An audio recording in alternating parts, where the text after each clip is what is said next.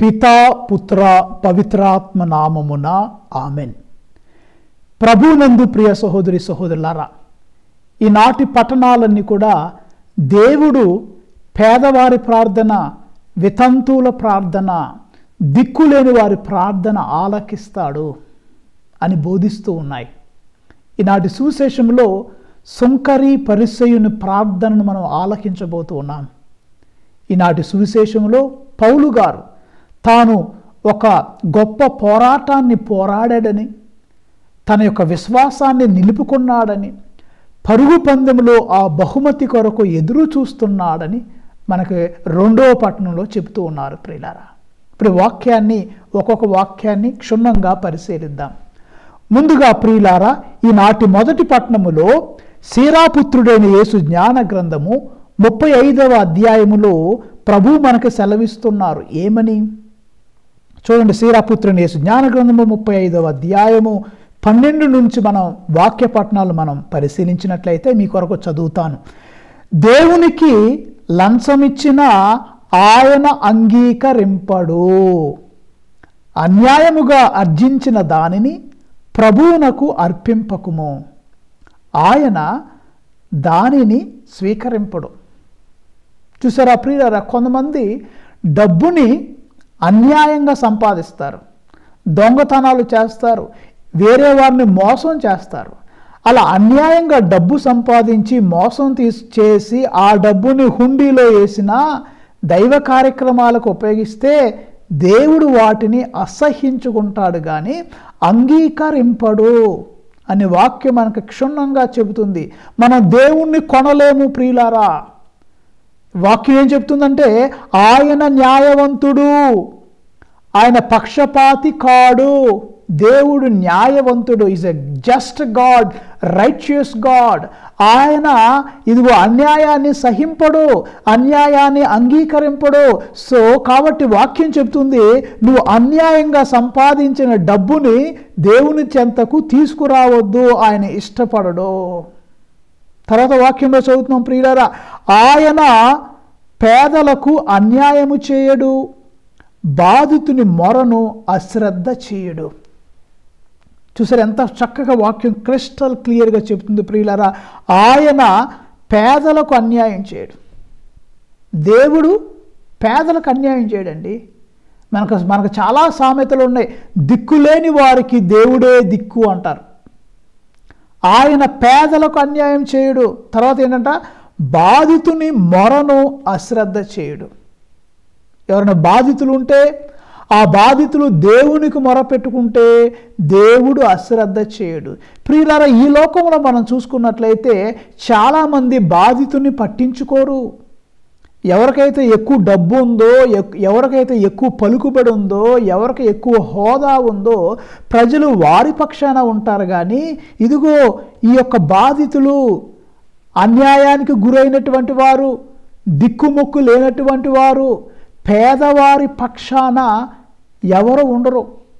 కానీ వాక్యం మనకు సెలవిచ్చేది ఏంటంటే, న్యాయాధిపతి అయిన ఆ దేవాది దేవుడు ఈ యొక్క అన్యాయము చేయబడినటువంటి వారికి, బాధితులు వారి యొక్క మొరను ఆలకిస్తాడు.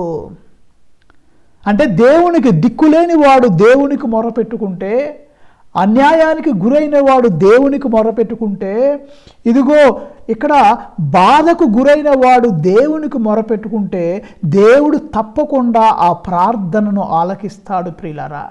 వేరే వారు వినకపోవచ్చు, వేరే వారిని చెప్పినట్లుగా వాళ్ళు డబ్బుంటే ఒకలాగా, డబ్బు లేకుంటే ఒకలాగా తీర్పు విధిస్తారు. కానీ దేవుడు ఆయనకు అటువంటి వాడు కాదు. ఆయన పక్షవాతి కాడు, ఆయన న్యాయవంతుడు, జస్ట్ అండ్ రైచియస్ గాడ్. ఇప్పుడు చాలా ముఖ్యమైన మాట వస్తుంది, మీరు బైబిల్ అండర్లైన్ చేసుకుని ఏంటంటే చూడండి ప్రియులారా, 14వ వచనం, అనాథ ప్రార్థనను అనాధారము చేయడు.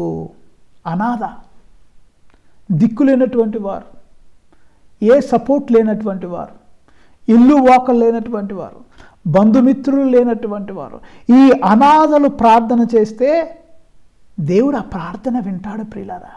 అందుకని ప్రియులారా, అనాథలతో మనం చాలా చక్కగా ప్రవర్తించాలి.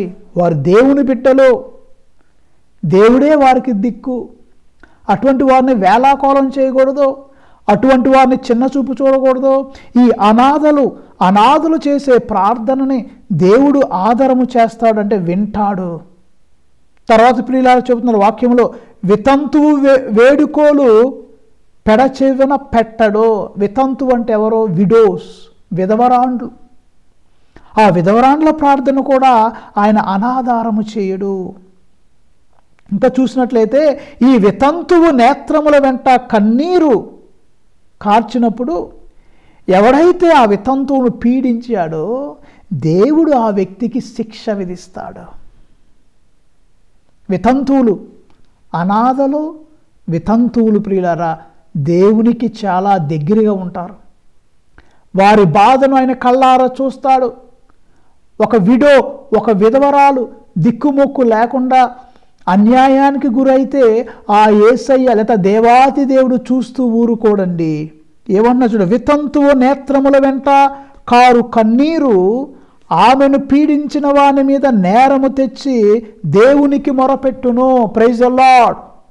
ఈ కన్నీరు, ఈ యొక్క విధవరాలు కార్చే కన్నీరు, భర్త లేనటువంటి ఈ స్త్రీ కార్చే కన్నీరు, అది దేవుని వద్దకు వెళ్ళి దేవుని ఎదుట మొరపెడుతుంది. ఆ దేవుడు ఈ బిడ్డ కార్చే కన్నీటిని తుడుస్తాడు. ఈ వాక్యాన్ని వింటున్న ప్రియమైన దేవుని బిడ్డలారా, మీ దగ్గరలో ఉన్న వితంతువులను పీడించవద్దు, వితంతువులను ఏడ్పించవద్దు, ఆ వితంతువులకి అన్యాయం చేయొద్దు, ఆ భర్త లేని స్త్రీలని చిన్న చూపు చూడొద్దు. మీరు చేయగలిగిన సహాయం చేయండి. అదేవిధంగా కూడా పేదలను అన్యాయం చేయొద్దు. దిక్కుమొక్కు లేనటువంటి వారిని వారి యొక్క మాటలు పెడచెవున పెట్టొద్దు. వీలుంటే సహాయం చేయండి, లేకపోతే మౌనంగా ఉండండి. కానీ వారిని చిన్న చూపు చూచి అవహేళన చేసి వేళాకోళం చేసి వారి గౌరవాన్ని తీసేయడానికి ప్రయత్నం చేయొద్దు. ఎందుకంటే వారు దేవునికి దగ్గరగా ఉంటారు. దేవుడు వారి ప్రార్థన ఆలకిస్తాడు. దేవుడు వారిని ఎప్పుడు కూడా నిర్లక్ష్యము చేయడు ప్రియులారా. సో ఆ కన్నీరుకి విలువ ఉంది. విధవరాలు కార్చే కన్నీటికి విలువ ఉంది. ఆ విధవరాలు పడే బాధ దేవుడు వింటాడు, చూస్తాడు, ఆ విధవరాలను రక్షిస్తాడు. కాబట్టి ఆయన, ఆ దేవాది దేవుడు విధవరాలు పక్షాన యుద్ధము చేస్తాడు. కాబట్టి ఆమెను బట్టి కాకపోయినా ఆమె వెనక ఉన్న దేవుని చూసి జాగ్రత్త వహించు ప్రియమైన దేవుని బిడ్డ. తర్వాత వాక్యం చెప్తుంది మనకు ప్రియులారా, చాలామంది కానుకలు ఇస్తారు, చాలామంది ప్రార్థన చేస్తారు, చాలామంది దైవ సేవ చేస్తారు, కానీ దేవుడు అన్నిటినీ అంగీకరింపడంట. మరి దేన్ని అంగీకరిస్తాడు? సీరాపుత్రుడైన యేసు జ్ఞాన గ్రంథం 35వ అధ్యాయం 16వ వచనం మనం చూసినట్లయితే, హృదయపూర్వకముగా తనను సేవించువానిని ప్రభువు అంగీకరించును. అతని ప్రార్థనలు ఆకాశముకి ఎక్కిపోవును. Praise the Lord. ప్రార్థన, ఎటువంటి ప్రార్థన? హృదయపూర్వకంగా చేయాలి ప్రార్థన. హృదయపూర్వకంగా ప్రార్థన చేస్తే దేవుడు ఆ ప్రార్థనను ఆలకిస్తాడు. ఆ ప్రార్థన ఆకాశములోకి చొచ్చుకొని పోతుంది. ఆ ప్రార్థన ప్రియులారా ఇదిగో దేవుని యొద్దకు ఎక్కిపోతుంది. దీనుని వేడుకోలు మేఘమండలమును దాటిపోవును, మహోన్నతుని సమక్షంలో చేరి కానీ అది ఆగదు. చూసారా ప్రియులు, ఎంత మంచి మాట. దీనుని ప్రార్థన. దీనుడు అంటే తనను తాను తగ్గించుకునేవాడు, హడావిడిగా లేకుండా తనను తాను తగ్గించుకొని దైవ సన్నిధిలో ఎవడైతే ఉంటాడో దేవుడు అతని ప్రార్థన ఆలకిస్తాడు. ప్రియులారా, ఈ యొక్క వాక్యం వింటున్న మన ప్రార్థనలు ఎలా ఉన్నాయి? మనం హృదయపూర్వకంగా చేస్తున్నామా? డాంబికంగా ఏదో గొప్పలో చెప్పుకొని ప్రార్థన చేస్తున్నామా? ఆ ప్రార్థన quality of the prayer. Are you praying with your heart? Are you praying wholeheartedly? In the prayer, are you being humble before God, or only you are boasting of yourself before God? ఈ యొక్క వాక్యానికి ఉదాహరణనే ఈనాటి సువిశేషం. చూడండి, హృదయపూర్వక చేసే ప్రార్థనను ఆయన ఆలకిస్తాడు, దీనుల ప్రార్థన ఆలకిస్తాడని మొదటి పట్టణం చెప్తుంది. దానికి కనెక్షనే ఈనాటి సువిశేషం. ప్రియులారా, ప్రార్థనకై ఇద్దరు దేవాలయంకు వెళ్ళారు అని వాక్యం చెప్తుంది. లోకా శుభవార్త 18వ అధ్యాయము 9వ వచనము నుండి 14వ వచనం వరకు. అక్కడ వాక్యంలో మనం ఏం చూస్తున్నామండి? ప్రార్థనకై ఇద్దరు దేవాలయానికి వెళ్ళారు. ఇద్దరు వ్యక్తులు ప్రార్థన చేసుకోవడానికి వెళ్ళారు, కానీ వారి మధ్య తేడా ఉంది. ఇద్దరు దేవుడి ఎదుట నిలబడ్డారు. ఏంటి తేడా? ఒకడు పరిసేయుడు, ఒకడు సుంకరి. పరిసేయుడు ఏమనుకుంటున్నాడు చూడండి తనలో తాను. లూకా శుభవార్త 18:11 పరిసేయుడు నిలుచుండి తనలో తాను, ఓ దేవా, నేను ఇతరుల వలె లోబిని, అన్యాయం చేయువాడును కాను, వ్యభిచారిని కాను, ఈ సుంకరు వంటి వాడును కూడా కాను. అందులకు నేను నీకు కృతజ్ఞుడును. నేను తన గొప్పలు చెప్పుకుంటున్నాను. నేను వారమునకు 2 మారులు ఉపవాసం ఉంటాను. Very good. నా ఆదాయములో అంతటిలో 10వ వంతు చెల్లిస్తాను. దట్స్ ఆల్సో గుడ్, మంచిదే అని ప్రార్థించాను. ప్రియులారా, ఒకసారి మళ్ళీ ప్రార్థన చూద్దాం. ఈయన ప్రార్థన ఎలా పరిసేయుడు నిలుచున్నాడు, తనలో తాను అలా అనుకుంటున్నాడు. ఏమనుకుంటున్నాడు తనలో తాను? ఓ దేవా, మొట్టమొదటి చూడండి, నేను ఇతరుల వలె. అరే, నువ్వు దేవాలయానికి వెళ్ళింది ఎందుకమ్మా? దేవుడి దగ్గర పోల్చుకోటాక, వాళ్ళతో వీళ్ళతో పోల్చుకోటాక. ఈ లోకంలో పెద్ద జబ్బు ఏంటంటే వేరే వాళ్ళతో పోల్చుకోవటం. God created you separately, differently. దేవుణ్ణి ఒక ప్రత్యేక విధంగా సృష్టించాడు. నీ ఆలోచనలు వేరు, నీ తలంపులు వేరు, నీ టాలెంట్స్ వేరు, నువ్వు చూసే విధానం వేరు, నువ్వు కనిపించే విధానం కూడా వేరే. దేవుడు నిన్ను ఒక ప్రత్యేక విధంగా సృష్టించాడు. అదే విధంగా నువ్వు ఉండు. వేరే వాళ్ళతో పోల్చుకోవద్దు. వేరే వాళ్ళకి ఎక్కువ జుట్టు ఉందో నీకు తక్కువ జుట్టు ఉండొచ్చు, లేకపోతే వేరే వాళ్ళకి పొడవైన కాళ్ళు ఉండొచ్చు, నీకు తక్కువ ఉండొచ్చు, నీకు ఏళ్ళు పొడుగు ఉండొచ్చు, తక్కువ ఉండొచ్చు. ఒక్కొక్కళ్ళు వాళ్ళ విధానంలో వాళ్ళు గ్రేటే. నువ్వు ఏ విధంగా కూడా వేరే వాళ్ళకంటే తక్కువేం కాదు. పొలుగే, సూదే. పొలుగు అంత పెద్దగా ఉందని సూదు బాధపడితే ఉపయోగం ఏంటి? సూది చేసే పని పొలుగు చేయగలదా? పొలుగు చేసే పని సూది చేయగలదా? కత్తి చేసే పని సుత్తి చేయగలదా? సుత్తి చేసే పని కత్తి చేయగలదా? అందరూ గ్రేటే, అందరూ సరిసమానులే. ఎవరి ప్రత్యేకత వాళ్ళకుంది. ఈ సుంకరి చేసిన మొట్టమొదటి తప్పు ఏంటంటే ప్రియులారా, నోరెత్తగా చూడండి, పరిసేయుడు నిలుచుండి తనలో తాను, ఓ దేవా, నేను ఇతరుల వలె లోబిని కాను. నేను ఇతరుల వలె. ఇతరుల సంగతి నీకెందుకు? దేవుడి దగ్గర నీకు దేవుడికి మధ్య ప్రార్థన. ఆయన దగ్గర నీ బాధ చెప్పుకో, నీకేం కావాలో కోరుకో. నువ్వేం తప్పులు చేస్తుంటే క్షమించని ప్రభువును అడుగు. అంతేగాని ఆ దేవుడి దగ్గరికి వెళ్ళి నేను వేరే వాళ్ళలాగా నేను లేను అని చెప్పొద్దు. ఆయనకి తెలీదా? సృష్టికర్తకు తెలీదా? నీ దేవుడికి నువ్వు ఎటువంటి వాడో తెలీదా? లేదా పక్క వాళ్ళు ఎటువంటి వాడో తెలీదా? నీ బాధ నువ్వు దేవుని చెప్పుకోవడానికి వెళ్ళి నీ బాధ చెప్పుకోకుండా నేను ఇతరుల వలె, అక్కడే పెద్ద తప్పు. నేను ఇతరుల వలె, చూడండి, ఇతరుల వలె ఎటువంటి లోబిని, పిసనారిని, అన్యాయము చేయువాడను, వ్యభిచారిని కాను. అంటే ఇంకో రకంగా ఏమంటున్నాడు ఆయన? ఏలెత్తి ఇతరులు అంటే వాళ్ళందరూ ఎవరు అంటే వాళ్ళందరూ లోబిలా, వాళ్ళందరూ పిసనారోళ్ళ, లేకపోతే వాళ్ళందరూ అన్యాయం చేసేవాళ్ళ, వేరే వాళ్ళందరూ వ్యభిచారులా? అంటే నువ్వు ఒక్కడవే పవిత్రుడివి, నువ్వు ఒక్కడవే నీతిమంతుడివి, నువ్వు ఒక్కడవే గ్రేటా?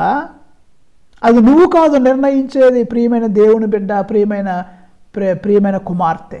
దేవుడు నిర్ణయం చేస్తాడు, దేవుడు తీర్పు విరుస్తాడు. He will see to it. You just shut up and do your business.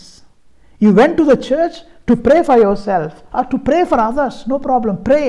But don't compare and contrast yourself with others, and don't claim you are better than others, that you are doing greater things than others. No. Be humble before God. దేవుని ఎదుట తగ్గి ఉండు. యేసయ్య సిలువ కింద ప్రతి ఒక్కడు పాపాత్ముడే. ఆయన ఒక్కడే నీతిమంతుడు, ఆయన ఒక్కడే గొప్పవాడు.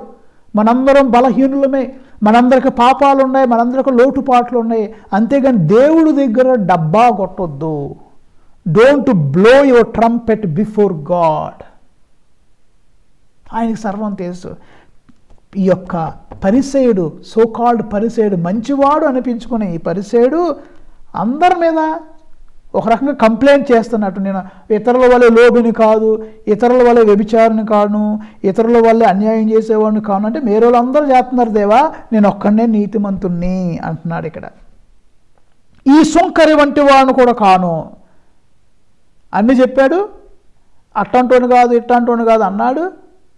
వెనకున్నాడు చూడండి, ప్రభువా వాడి లాంటోని కూడా కాదు అంటున్నాడు, వెనకాల లాంటి వాడిని కాదు అంటున్నాడు.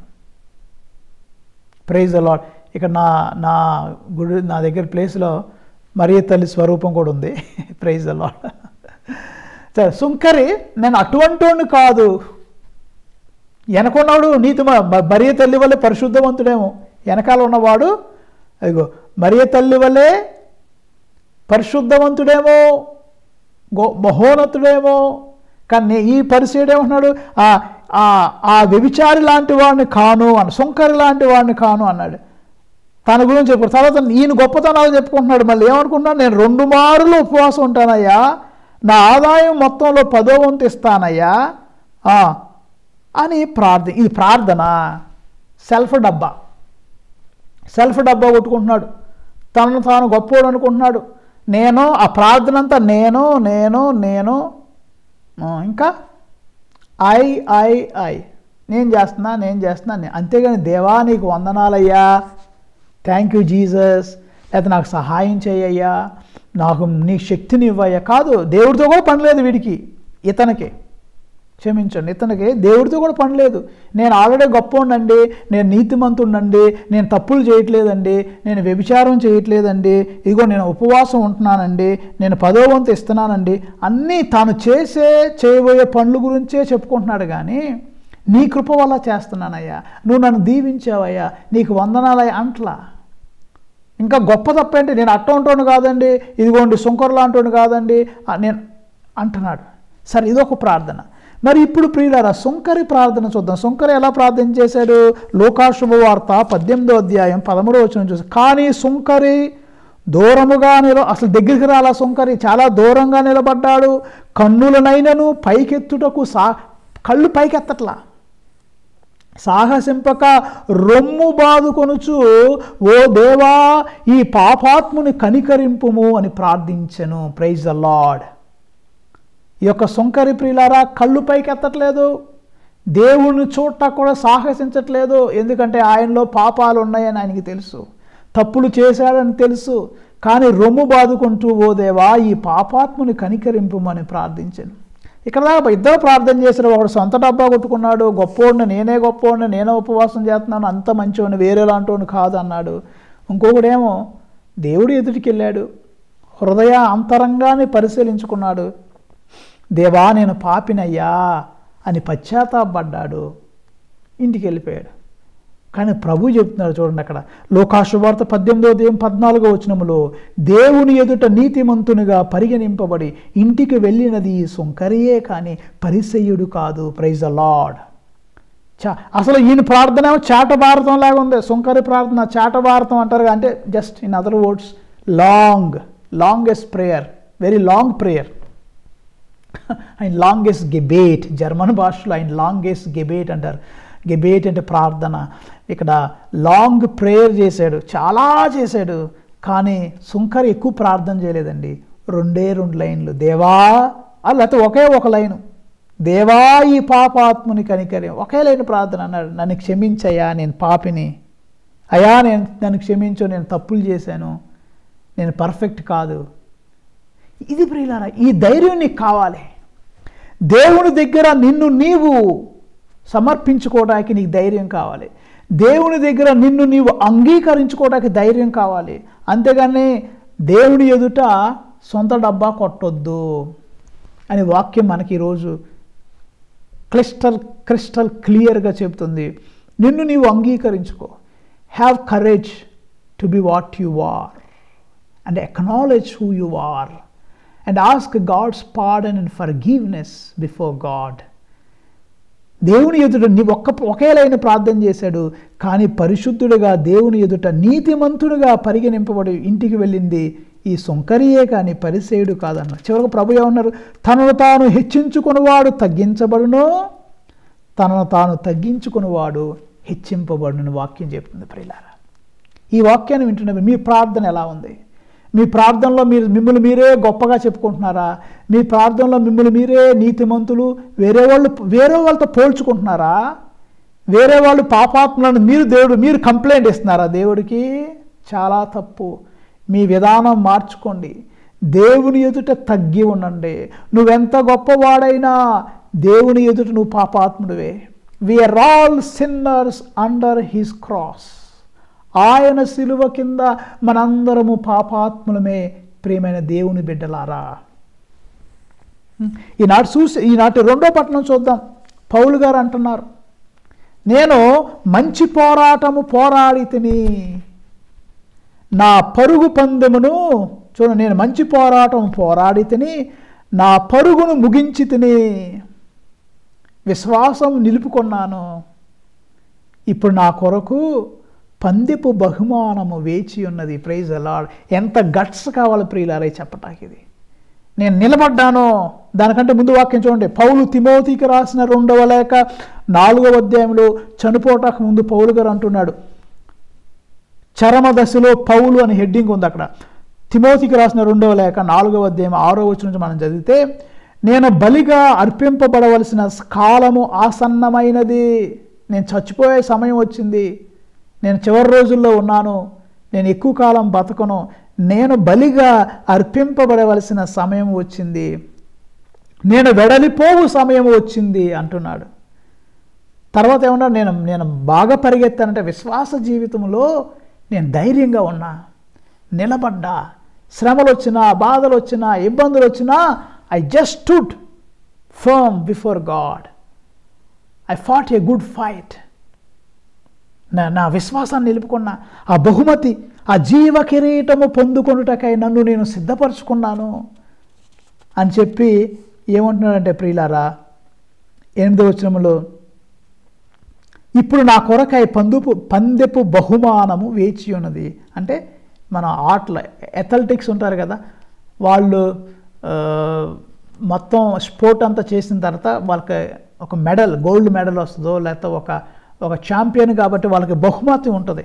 పౌలు గారు అంటున్నా, ఆ బహుమతి నాకు కూడా వస్తుంది. యేసయ్య నాకు బహుమానం ఇస్తాడు. నేను పొందిన శ్రమకే, నేను పొందిన బాధకే అన్నిటికీ ఆయన నాకు నీతిగల కిరీటమును ఆ న్యాయాధిపతి అయిన దేవుడు నాకు ఇస్తాడు. నాకే కాదు, ఆయన దర్శనమునకై ప్రేమతో వేచి ఉన్న వారందరికీ అనుగ్రహించును. విశ్వాసులారా, మీరు కూడా విశ్వాసంగా ఉంటే, మీరు కూడా స్థిరంగా నిలబడితే ఆ యేసయ్య మీకు జీవ కిరీటం ఇస్తాడు. చూడండి ప్రియుల, పౌలు తాను పడిన బాధలో మామూలు బాధలు కాదు. 16వ వచనం చూద్దాం. పౌలు తిమోతికి రాసిన 2వ లేఖ 4వ అధ్యాయం 16వ వచనం చదువుతున్నా చూడండి. మొదటిసారి నా పక్షమున నేను వాదించినప్పుడు ఎవరు నాకు తోడుగా లేడు. ఎవరు తోడుగా లేరంట పౌలు గారికి. వాదించినప్పుడు ఎప్పుడు కోర్టుకు తీసుకెళ్లారు. క్రీస్తు కొరకు ఆయన చేసే సేవనంతటిని వాళ్ళు ఏం చేస్తున్నారంటే ఆయనను ఎదుట ఎవరు లేరు, అంటే ఆయన పక్షాన్ని ఎవరు లేరు. ఒంటరోడు అయిపోయాడు పౌలు గారు. మొదటిసారి నా పక్షమున నేను వాదించినప్పుడు ఎవరు నాకు తోడుగా నిలవలేదు, ఎవరు తోడుగా లేరు. మరి ఎవరు తోడుగున్నారంటే ఆయన చెప్తారు, అందరూ నన్ను విడిచిపోయిరి. పౌలు గారు అంటున్నారు, అందరు నన్ను వదిలిపెట్టేశారు. వారికి వ్యతిరేకముగా దేవుడు దానిని లెక్కింపకుండునుగా. అయితే నన్ను ఒంటరివాడిని చేసేశారు, నేను ఒక్కడనే ఉన్నాను. కానీ అక్కడ కూడా చూడండి, ప్రభువా ఈ తప్పు వాళ్ళ మీదకి అయ్యొద్దయ్యా అంటున్నాడు. చూసారా ప్రియులారా, ఎంత గొప్పతనం. How much great life they are, how much saintly life they lived. నేను ఒంటరివాడిని అయిపోయాను, అందరూ నన్ను వదిలేశారు. ఇంకొకళ్ళు అయితే ప్రభువా వాళ్ళని శిక్షించు, వాళ్ళ మీద అగ్ని వర్షాన్ని కురిపించు అంటారు వేరే వాళ్ళు అయితే. పౌలు గారు అలా అంట్లా, నేను ఒంటరివాడిని అయిపోయాను, అందరు నన్ను ఒంటరివాడిని అంటే నన్ను ఒంటరివాడిని చేసేశారు, అందరూ నన్ను వదిలిపెట్టారు, అందరూ నన్ను విడచినా అని ఒక పాట ఉంది. అందరూ నన్ను విడచినా నీవు నన్ను విడువానంటివే, నా తల్లియు నీవే, నా తండ్రియు నీవే, నా తల్లి తండ్రి నీవే యేసయ్యా. యూట్యూబ్లో ఒక మంచి పాట ఉంది, ఎవరు రాసారో తెలియదు కానీ, అందరూ నన్ను వదిలిపెట్టినా నీవు నన్ను వదిలిపెట్టలేదయ్యా, నువ్వు నాకు తోడు ఉన్నావు. కానీ ప్రభువా, నన్ను వదిలిపెట్టిన వాళ్ళందరూ నువ్వు శిక్షించొద్దు, వాళ్ళని కాపాడు, వాళ్ళని కూడా మంచి చూడు అంటున్నాడు. తర్వాత పౌలు గారు అంటున్నారు, కానీ సువార్తా ప్రబోధము నా వలన సంపూర్తి అగుటకు అన్యజనులందరూ దానిని వినగలుగుటకు ప్రభువు నాకు తోడుగా నిలిచి శక్తిని వసగాను. ఇది అందరూ వదిలిపెట్టారు, దేవుడు వదిలిపెట్టలా. అందరూ విడిచిపెట్టేశారు, నా పక్షాన ఎవరు లేరు, నా పక్షాన వాదించడానికి ఎవరు లేరు, నేను ఒక్కడనే కోర్టులో ఆ తీర్పు ఎదుట నిలబడ్డాను, అందరూ వదిలిపెట్టేశారు. సరే దేవాలను శిక్షించవద్దు, కానీ నేను వాక్యాన్ని బోధించడానికి, నేను సువార్తను 10 మందికి తెలియపరచడానికి యేసయ్య నాకు శక్తిని ఇచ్చాడు, ఆయన నాకు బలాన్ని ఇచ్చాడు. కనుక సింహపు నోటి నుండి నేను రక్షింపబడితిని. Praise the lord. సింహపు నోటి నుండి నేను ఒక సింహం మింగే అంటే అంత బాధ, అంత శ్రమ, అంత బాధ నుండి, శ్రమ నుండి యేసయ్య నన్ను రక్షించాడు. సింహపు నోటి నుండి నేను రక్షింపబడ్డాను అని పౌలు గారు అన్నారు. చివరిగా చూడండి, ప్రభువు అన్ని కీడుల నుండి కాపాడి నన్ను తన పరలోక రాజ్యములోకి సురక్షితముగా చేర్చుకొనును, ఆయనకు సర్వదా మహిమ కలుగునుగాక. ఆమేన్. ప్రియులారా, చూసారా ఎంత అద్భుతమైన మాటలు పౌలు గారు చెప్తున్నారు. కాబట్టి ప్రియులారా, మనం క్లుప్తంగా చెప్పాలంటే ఈనాటి మొదటి పట్టణం సేరాపుత్రుడైన యేసు జ్ఞాన గ్రంథం. అంటే ఈ బైబిల్లో ఇది అందరికీ ఉండదు, అందరి బైబిల్లో ఉండదు. ఇది సేరాపుత్రుడైన యేసు జ్ఞాన గ్రంథం. సేరాపుత్రుడైన యేసు జ్ఞాన గ్రంథం 35వ అధ్యాయంలో మనం చదివాం. దేవుడు అన్యాయాన్ని సహింపడో, విధవరాల బాధను సహింపడో, పేదవాళ్ళకి అన్యాయం చేస్తే తట్టుకోలేడు, వితంతువు కార్చిన కన్నీరు దేవుని ఎదుట మొరపెట్టుకుంటుంది. ఎవరైతే ఆ వితంతువుని అన్యాయంగా శిక్షించారో, అవమానపరిచారో, దేవుడు వారికి, మన భాష తాట తీస్తా అంటారు కదా, తాట తీస్తా, తోలు తీస్తా అంటారు కదా, విధవరాలకి, అనాథలకి అన్యాయం చేస్తే జీవితంలో మనం ఇక ఏమంటారు, రూపుమాపు ఇక ఏముండవు, ఇక అడ్రస్ లేకుండా పోతాం. విధవరాలని, అనాథల్ని గౌరవించండి, చేతనైతే సహాయం చేయండి, లేకపోతే గౌరవంగా పక్కకి వెళ్ళండి. వారిని హింసించొద్దు, అవమానించొద్దు. సువిశేషంలో ప్రార్థనకు పరిసేయుడు సుంకరు వెళ్ళాడు కదా, పరిసేయుడిలాగా డబ్బా కొట్టొద్దు, సుంకరిలాగా మిమ్మల్ని మీరు తగ్గించుకోండి, నన్ను నేను తగ్గించుకోవాలి. తగ్గించుకునేవాడు హెచ్చింపబడతాడు, హెచ్చించుకునేవాడు తగ్గించబడతాడు. పౌలు గారు అంటున్నాడు, నేను మంచి పోరాటం పోరాడాను, విశ్వాసాన్ని నిలబెట్టుకున్నాను, అందరూ వదిలేసినా నేను నాతో దేవుడు ఉన్నాడు. తర్వాత ఇంకో గొప్ప మాట ఏమన్నాడంటే, వాక్యం సువార్త ప్రబోధం నా వలన సంపూర్తి అవుతుంది. ఎవరి వల్ల? పౌలు వల్ల. ప్రభు ప్రారంభించారు, మనకు బాధ్యత ఇచ్చారు. ఈ యొక్క బాధ్యతను మనం నెరవేర్చాలి. దాని ఆ పని తుది ముట్టించుటకు అంటారు కదా, అంటే ఏంటి, నా వల్ల అది మొత్తం కంప్లీట్ అవ్వాలి. ప్రతి ఒక్కరు అనుకోవాలి. పౌలు గారు అప్పుడు అనుకున్నాడు, ఇప్పుడు ఫాదర్ జోజెఫ్ అయిన నేను అనుకోవాలి, నా వల్ల సువార్త 10 మందికి ప్రకటింపబడాలి. ఈ వాక్యాన్ని వింటున్న ప్రతి ఒక్కరూ, మీరు కూడా మీ వల్ల ప్రతి ఒక్కరికి వాక్యము చేరాలి, ప్రతి ఒక్కరికి దేవుని యొక్క వర్తమానం అందించబడాలి అని ప్రతి ఒక్కరూ మీరు మీ యొక్క మనసులో మీరు అనుకోండి. You have a responsibility. నీకు ఒక బాధ్యత ఉంది, నీకు ఒక గొప్ప రెస్పాన్సిబిలిటీ. ఏంటి? నీ వల్ల వాక్యము అందరికీ తెలియపరచబడాలి ప్రియులారా. కాబట్టి ప్రియులారా, చిన్న ప్రార్థన చేద్దాం. కళ్ళు మూసుకోండి. కృపగల దేవా, దయగల తండ్రి, నీ ఘనమైన పాదములకు వందనాలు, స్తోత్రాలు ప్రభువా. ఈనాటి మొదటి పట్టణంలో నీవు నీతిమంతుడివి, న్యాయాధిపతి అని చెప్తున్నావు. వితంతు యొక్క ప్రార్థన, విధవరాల యొక్క ప్రార్థన ఆలకిస్తానంటున్నావు. ఆమె కార్చిన కన్నీరును తుడుస్తున్నావు. ఎవరైతే ఆమెను బాధ పెడుతున్నారో వారికి శిక్షణ ఇస్తానంటున్నావు. అయ్యా, నీవు పక్షపాతము లేకుండా అందరినీ సమదృష్టితో చూసేవాడివి. మా జీవితంలో ప్రభువా, పేదలను, అనాథలను ఆదరించే భాగ్యం దయచేయండి ప్రభువా. కొన్నిసార్లు మేము పరిసయ్యుల్లాగా ఉన్నాం. మా ప్రార్థన జీవితం వేరే విధంగా ఉంటుంది. మేము కొన్నిసార్లు మా గొప్పలు మేమే చెప్పుకుంటున్నాం. మమ్మల్ని మేము హెచ్చించుకుంటున్నామేమో, మమ్మల్ని క్షమించయ్యా. ఎక్కువ గంటలు ప్రార్థన చేయకపోయినా ఇదిగో ఆ తగ్గించుకున్నటువంటి సుంకరి వలె దేవా ఈ పాపాత్ముని కనికరింపు అని రొమ్ము బాదుకుంటూ ప్రార్థన చేశాడు. మాకు ఆ మనస్తత్వం దయచేయండి. దేవుడి ఎదుట మేమందరం పాపాత్ములమే, ప్రతి మానవుడు తప్పులు చేసి ఉన్నాడని గుర్తించుకొని మమ్మల్ని మేము తగ్గించుకొని పౌలు గారి వలె వాక్యాన్ని ప్రకటించే బాధ్యతను మా భుజాల మీద వేసుకొని ఆ యొక్క కార్యక్రమం తుది ముట్టించటానికి ఒక్కడవే ఉన్న ఒంటరి వాళ్ళమైనా తండ్రి నువ్వు మాకున్నావు, మా తల్లివి నీవే, మా తండ్రివి నీవే. ఈ వాక్యాన్ని వింటున్న ప్రతి ఒక్కరిని ఆదరించమని మా ప్రభు అయిన క్రీస్తు ద్వారా వేడుకుంటున్నాము తండ్రి, ఆమెన్. ప్రభునందు ప్రియులారా, మీరు మొట్టమొదటిసారి ఈ యొక్క ఛానల్ని చూసినట్లయితే మీకు అవకాశం ఉంటే ఈ ఛానల్ని సబ్స్క్రైబ్ చేసుకోండి. ఇక అనేక మందికి మీ ద్వారా షేర్ చేయండి. God bless you all. Amen.